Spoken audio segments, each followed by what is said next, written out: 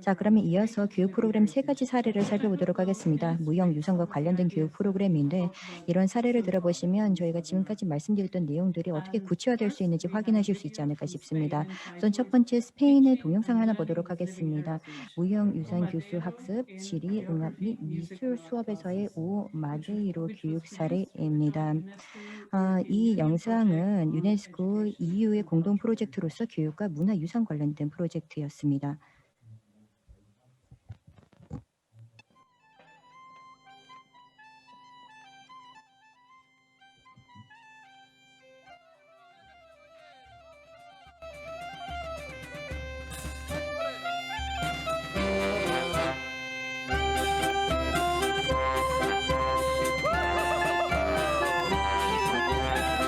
Hola, me llamo Sara, tengo 15 años y vivo en Cangas, una ciudad preciosa situada a la orilla del mar en Galicia, al noroeste de España.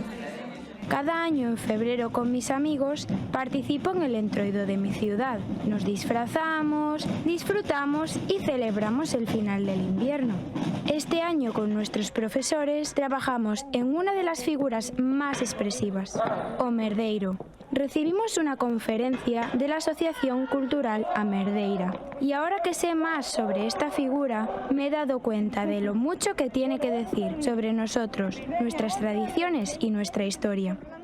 El personaje de Omerdeiro fue creado hace siglos por pescadores que querían vestirse con las ropas de los campesinos para burlarse de ellos. Los agricultores solían viajar a la costa para recoger algas y usarlas como abono para sus campos. Los pescadores los miraban con desprecio y usaban esta figura para expresar su desdén. Así que, en otras palabras, Omerdeiro es el resultado de la antigua rivalidad entre campesinos. 긴장을 하고 긴장을 풀고 겨울이 끝난 걸 축하해요. Que la cultura gallega está profundamente arraigada en las tradiciones agrícolas y pesqueras. Decidimos usar Omerdeiro en la escuela para aprender sobre nuestra cultura, historia y patrimonio cultural inmaterial. Con mis profesores identificamos primero las tradiciones gallegas asociadas a él y las que aún están vivas hoy en día. Luego organizamos una clase especial para presentar a los alumnos lo que es el patrimonio intangible. Hablamos de Omerdeiro y sobre todos los aspectos asociados a nuestra cultura, como las tradiciones pesqueras, la poesía oral, la música y muchos más. A continuación, visitamos una empresa pesquera y en particular una asociación de mujeres artesanas de redes. Quedamos muy impresionados. La fabricación de la red requiere tanto ingenio, herramientas específicas, varias técnicas artesanales y paciencia. Nos dimos cuenta de que la fabricación de la red se ha transmitido a través de las generaciones durante siglos y que sigue siendo fundamental hoy en día para los pescadores locales. El espíritu de Omerdeiro también se puede encontrar en muchos aspectos de nuestra cultura musical. Muchas canciones se refieren a las labores agrícolas, la fertilidad del suelo y la íntima relación de los pescadores gallegos con el mar. Con nuestro profesor de música aprendimos la canción tradicional Eu son mariñeiro y estudiamos el ritmo de las canciones tradicionales gallegas, que es muy específico.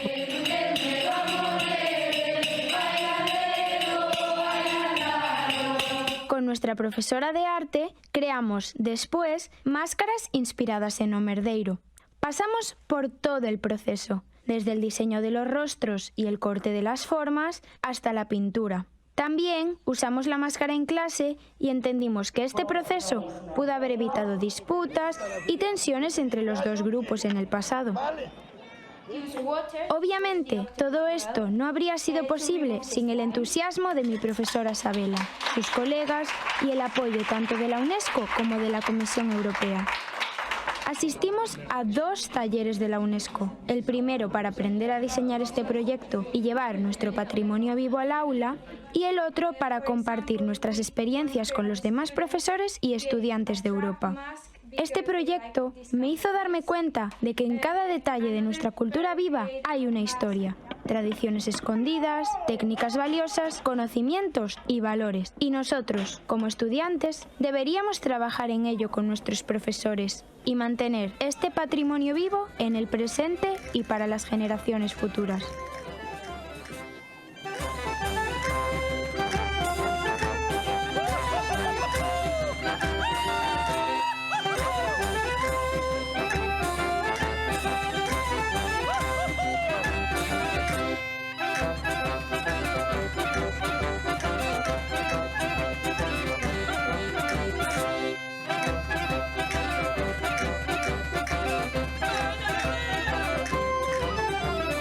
그렇다면 이번에 그 아름다운 지금 생명력이 넘치는 동영상을 잘 보았는데요. 마리아 볼라직 한 수석 전문가님을 모시고 말씀을 듣도록 하겠습니다. 카메라를 켜주실 수 있을까요?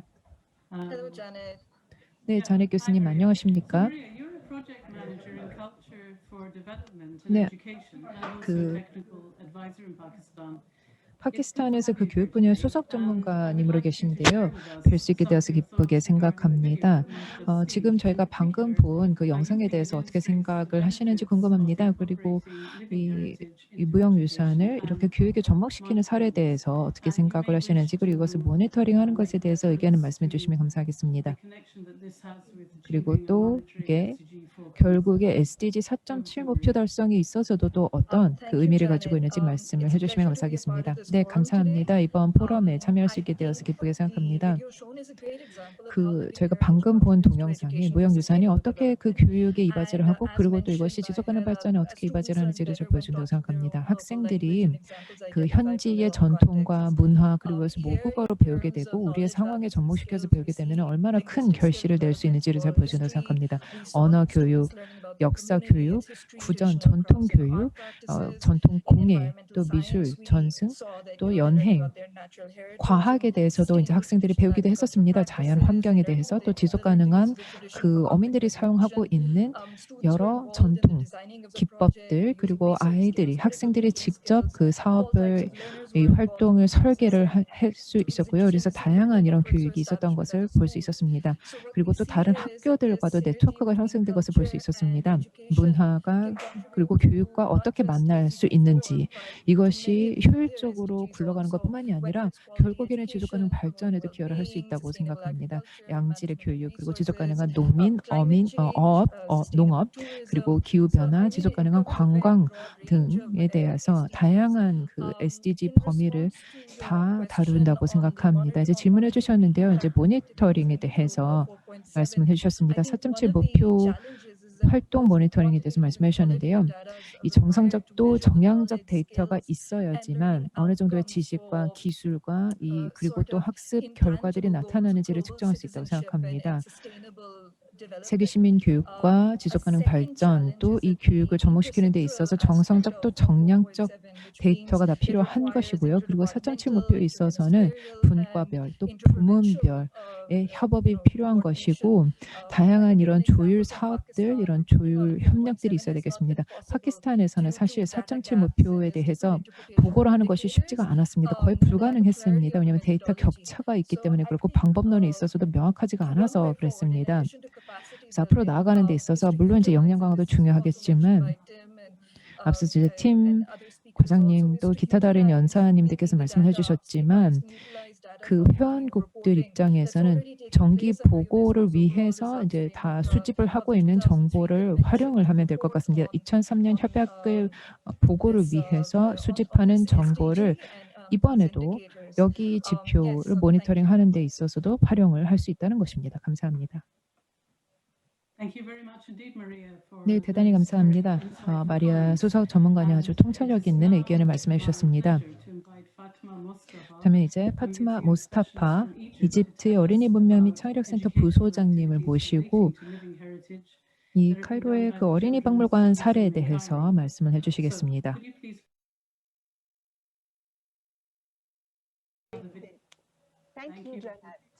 네, 자넷 교수님 감사합니다.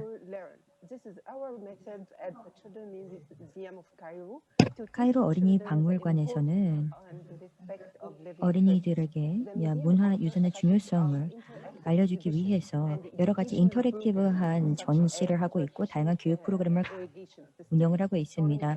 전통적인 관계 시설이라든지 천체 관찰, 또 물레바퀴 이런 프로그램 등을 통해서 설명을 하게 되는데, 5세에서 15세의 아이들이 와서 이렇게 큰 이런 물레바퀴가 있는 이 자리에서 여러 가지를 경험하고 체험하게 됩니다. 관계 시설 관련돼서도 배우게 되고 이집트의 관계의 방법에 대해서도 배우게 됩니다. 그래서 가족들과도 오는 경우들이 있고 서머 캠프의 일환으로 내지는 이런 학교에서 견학 차원에서 오는 경우들이 많습니다. 교과 과정과 우리가 연계를 해서도 다양한 프로그램을 제공을 하고 있고 대상 어린이를 위한 여러 가지 다차원적인 그런 체험 활동을 가능케 하고 있는데요. 또한 교사들도 아이들과 함께 할 수가 있습니다. 그래서 박물관을 함께 방문하게 되는 경우들도 많은데요. 100만 명이 넘는 이집트 어린아이들이 여기에 수혜를 입었습니다. 앞으로 보다 많은 어린이들에게 이런 다양한 프로그램들이 제공될 수 있기를 바라고 있습니다. 네, 파트마님 감사합니다. 그래서 이런 인터랙티브한 전시에 대해서 말씀을 해주셨죠. 물레바퀴라든지 전통적인 관계 시설에 대해서 말씀을 해주셨는데요. 궁금한 점이 교육 프로그램 중에서도 자연과 우주와 관련된 교육 프로그램 어떤 것을 운영을 하고 있는지 그리고 이것이 박물관의 전시와는 어떤 연관성이 있는지 말씀해 주시면 감사하겠습니다. 저희 박물관에서는 자연과 우주 관련된 다양한 지식을 함양할 수 있는 전시를 제공을 하고 있습니다. 이런 천체의 망원경 및 천체 관찰 프로그램도 제공을 하고 있는데요. 이것은 다 어떤 계획 하에서 저희가 프로그램을 운영을 하고 있습니다. 여기 사진에도 나와 있습니다만 가족을 위한 야간 프로그램입니다. 가족만을 위한 프로그램입니다. 가족이 동반해야지만 참여할 수 있는 프로그램입니다. 저희 박물관에서는 이렇게 가족 중심의 프로그램과 또 어떠한 특정한 우주 현상에 관련된 그런 내용들을 살펴보는 그런 프로그램을 마련을 하고 있는데요. 이집트에서는 이 정부 기관 하에서의 그런 계획을 바탕으로 하여서 이런 프로그램을 저희가 집행을 하고 있습니다. 그리고 저희는 이 프로그램을 하나의 일회성의 어떤 활동으로 하는 것이 아니라 다양한 워크숍도 함께 개최를 하고 있습니다. 특정 우주나 천체 현상에 관련된 워크숍도 개최를 하고 또 가족과 어린이들을 초청을 하여서 실제로 천체 관찰에 또 외부 기관에 초청을 하기도 합니다. 그래서 우주에서 여러 다양한 현상들을 직접 관찰할 수 있도록 하고 있습니다. 이런 해당 프로그램은 사실상 지금 박물관이 제공하고 있는 가장 인기 있는 가족 프로그램입니다. 네, 말씀 감사합니다. 상당히 흥미로운 사례를 말씀을 해주셨습니다. 예, 유산 기관들, 즉 다시 말해서 이 정기보고 양식 4.3번 질문 문항에 나와 있는 여러 유산 기관들이 어떻게 교육과 문화유산에 기여할 수 있는지에 대한 좋은 예가 아니었나라는 생각이 듭니다. 그리고 더불어서 카이로 박물관의 경우에는 여러 인터랙티브한 교육 툴키트까지도 개발한 것으로 알고 있습니다. 카이로 문화유산을 대상으로 이런 툴kit을 개발한 것으로 알고 있는데 안타깝게도 시간이 없어서 자세하게 살펴보지는 못합니다만 현지 많은 교사들이 이 툴kit을 요청하고 있는 것으로 알고 있습니다. 정말로 희소식이 아닐 수가 없습니다. 네, 감사합니다. 자, 그러면 이어서 루이스 엔리케 로페스 페루 사회 언어 및 정책 학자님을 모시고 말씀을 청해 듣도록 하겠습니다. 이런 다문화, 이 다국어 교육의 전문가신데요. 카메라 켜주시기 바랍니다. 네, 정신이 없어서 그런데요. 네, 카메라 켜주셨죠? 네, 여기에도 저희 PPT 이미지가 있습니다. 어떤 이제 교육 사업들을 하고 계시는지, 특히 이제 볼리비아에서의 문화관 이중언어 교육의 사례들을 지금 볼 수 있는데요. 어떤 그 교육 도구들을 사용하고 있는지 말씀을 해주시면 감사하겠습니다. 다시 말해 이 사회 축제 문화 달력이라는 것에 대해서 말씀을 해주시면 감사하겠고 교육에 어떻게 적용되고 있는지 말씀을 부탁드리겠습니다. 네, 감사합니다. 사회 축제 문화 달력은 아주 유용하고요. 그리고 문화적으로 잘 사용할 수 있는 도구라고 보시면 되겠습니다. 저희 그 공교육 교육 과정을 더욱더 보충할 수 있는데 이것이 이제 원주민 공동체에서부터 나오는 지식을 통해서 확충하고 있습니다. 공동체 분들이 직접 참여를 하고 계시는데요. 가장 유효하고 그리고 사회적이고 생산적인 그 농촌의 공동체 이러한 분들이 어떤 활동을 하고 있는지를 잘 담은 달력이라고 보시면 되겠습니다. 각각의 공동체의 일원들이 이제 자기가 원하는 그 현지어를 사용을 해서 이제 달력을 만드는데요. 그리고 이 달력에 관련된 내용에 대해서 프레젠테이션을 한다든지 혹은 이제 축제를 거행을 한다든지 합니다. 이렇게 다양한 문화적인 이 자원이 있기 때문에 교수분들 또 교사분들은 이것을 가지고 교육 과정을 설계를 하는 데 있어서도 사용을 합니다. 그리고 자기 교실에서 하는 활동들 그리고 이 사회축제 문화 달력상에 있는 여러 활동들을 접목시켜서 이제 수업을 진행을 하는 것입니다. 교사분들은 자율적으로 이제 레슨 플랜을 그리고 현지 공동체의 이런 사회축제 문화 달력에 나와 있는 여러 사례들, 여러 활동들을 접목시키는 것입니다. 그렇게 해서 학생들이 문화적으로 그리고 유의미한 맥락 기반한 교육 현장에 데리고 가서 여기서 교육을 받을 수 있도록 하는 것입니다. 이런 조언들, 이런 활동들을 하는 것은 농촌 공동체 분들뿐만이 아니라 도시에서도 어느 정도 적용이 될 수 있다고 생각합니다. 그래서 이제 도심 사회에서도 여러 이웃 마을들 또 공동체에 계시는 분들이 함께 협업을 할 수 있게 된다고 생각합니다. 이런 그 문화 간 이중 언어 교육은 꼭 농촌 지방 공동체에서만 한정적으로 이어져서는 안 된다고 생각합니다.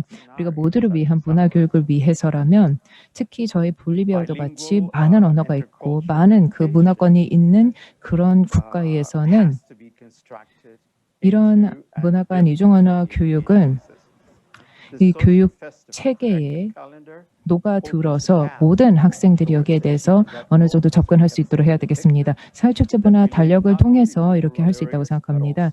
이게 지방 또 농촌 공동체에서만 사용을 하는 것이 아니라 도심에도 접목이 될 수 있을 것이고 심지어 더 나아가서 볼리비아만이 아니라 페루나 볼리비아 넘어서서 과테말라 등과 같은 다른 나라에서도 사용을 할 수 있다고 생각합니다. 네, 감사합니다. 아주 좋은 흥미로운 사례를 말씀해 주신 것 같습니다. 이런 문화 간 이중 언어 교육이 이 상호 존중이라든지 그리고 문화 다양성을 인식을 높이는 데 있어서 어떻게 기여를 하고 있는지 그리고 또 양질의 교육을 위해서 또 어떻게 기여를 하고 있는지 말씀을 해주시면 감사하겠습니다. 특히 이제 원주민 학생들에게 있어서 어떤 좋은 효과가 있는지 말씀을 해주시면 감사하겠습니다. 저희가 문화 간 이중 언어 교육 IBE로 부르는 것은 아주 유용하고 그리고 효율적인 도구입니다. 그렇게 해서 문화 그리고 교육 목표를 같이 달성할 수 있습니다. 사실 언어 그리고 문화는 우리가 따로 뗄래야 뗄 수가 없습니다. 그래서 학생들 중에 문화 간 이중 언어 교육에 이수를 하게 되면은 2개 혹은 3개 이상의 언어에 숙달하게 됩니다. 그리고 이런 다양한 지식과 기술을 습득을 하게 되면은 새로운 세계 시민이 될 수 있습니다. 이렇게 되면은 본질적으로 다양성을 존중하게 되는 것입니다. 특히 학생들 중에서 이런 문화 간 교육을 하게 될 경우에는 다양성이 얼마나 중요한지 그리고 개인별에 있어서 어떤 차이가 얼마나 아름다운지 그리고 차이를 존중해야 되는 것에 대해서 알게 되고 스스로 이제 존중을 하게 되는 것이고 자존감 자체가 높아집니다. 동시에 학생들이 전 세계적으로 다양한 지식이 있구나, 다양한 사회적 규범과 기술들이 있구나라는 것에 대해서 알게 되고요. 그리고 우리나라의 기술과 문화적 전통과 다른 나라들의 그것과 비교를 할 수 있게 됩니다. 그리고 말씀드렸다시피 2개 이상의 언어를 습득하게 될 것이고 숙달하게 될 것이고요. 이것을 통해서 새로운 문화권, 새로운 생활권을 가게 될 것이고 새로운 가치관에 대해서 배우게 됩니다. 2개 이상의 언어를 습득하게 되면은 물론 3번째 혹은 4번째 언어도 더욱더 쉽게 습득을 할 수 있습니다. 또 이런 아이들은, 이런 학생들은 인지적으로도 아주 유연한 사고를 하게 될 것이고요. 그리고 또 비판적 사고도 할 수 있게 됩니다. 왜냐하면 2개 이상의 언어 사이를 계속해서 왔다 갔다 하고 2개 이상의 문화 지평, 2개 이상의 세계를 왔다 갔다 하는 것이기 때문에 다양한 전략을 사용해서 사고를 할 수 있고 문제를 해결할 수 있습니다. 솔직히 저는 이런 문화 간 이중 언어 교육보다 더 SDG 4번 목표를 달성하는 데 있어서 더 훌륭한 도구는 없다고 생각합니다. 그래서 이런 문화 간 이중 언어 교육이 훌륭한 하나의 솔루션이 될 수 있다고 생각합니다. 그리고 문화 간 이중 언어 교육을 잘 수행하기 위해서는 공동체가 적극적으로 참여를 해야 될 것이고 남녀 학생 모두가 참여를 해야 되는 것입니다.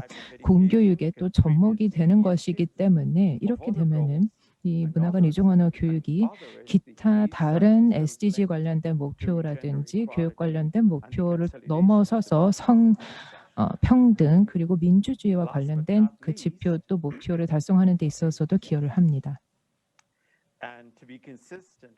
그리고 또 앞서 제가 말씀을 이미 드리긴 했지만 이 라틴 아메리카 지역에 있어서는요. 문화관 이중문화 교육이 어떤 그 인구의 일부 집단에게만 제공이 되어야 되는 그런 교육이 아니라고 생각합니다. 지금 우리가 점점 세계화되고 있는 사회에서 살고 있기 때문에 모든 사람들이 문화관 이중문화 교육을 받아야 된다고 생각합니다. 우리 모두가 개방적으로 생각을 해야 되고 민족주의를 넘어서서 다양한 문화, 다양한 가치에 접근을 해야 되고 우리가 더불어서 살아야 되기 때문에 그렇습니다. 감사합니다.